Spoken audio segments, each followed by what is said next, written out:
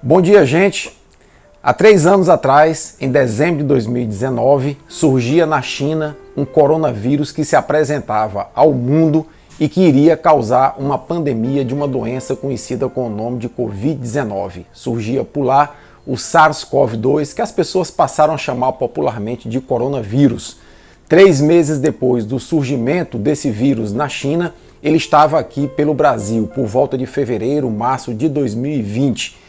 E nesse momento em que esse vírus chegou aqui no Brasil, nós tivemos grandes aglomerações, principalmente em Brasília, onde as pessoas inclusive pediam o fechamento do Congresso, a volta da ditadura, volta do AI-5, se lembram disso? E nós tivemos por volta de junho de 2020 o primeiro pico, a primeira onda de Covid-19 aqui no Brasil.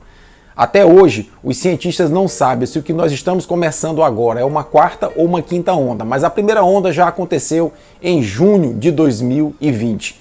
Depois, o número de casos deu uma diminuída e a Covid-19 voltou com força total no segundo semestre de 2020. E aí nós tivemos uma segunda onda da pandemia. Até então, nós não tínhamos vacinas e o mundo inteiro estava já negociando com os fabricantes de vacina a aquisição dos primeiros lotes que iriam estar disponíveis para as pessoas por volta do final de 2020 e início de 2021.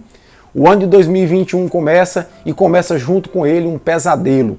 Em março de 2021 foi o pior momento da pandemia aqui no Brasil. Nós tínhamos àquela altura uma taxa de mortalidade, um número de mortes por Covid-19, melhor dizendo, da ordem de 2.000 mortes por dia. Era um número muito grande, tá? Se vocês lembrarem, foi nesse período dessa terceira onda, já agora em 2021, que a gente nem chama de onda porque foi um platô, se sustentou de março até agosto de 2021, nós tivemos colapso de hospitais pelo Brasil afora, como por exemplo no Amazonas, como a falta de oxigênio, por exemplo, que causou um suplício por lá. Tivemos inclusive congestionamento em alguns hospitais e em alguns cemitérios pelo Brasil afora.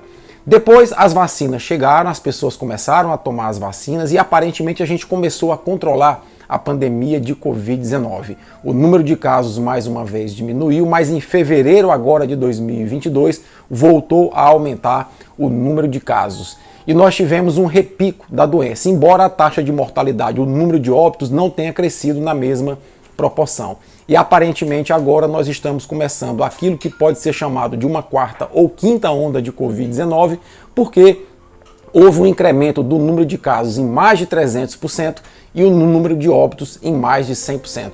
O vírus é persistente, ele não cansa.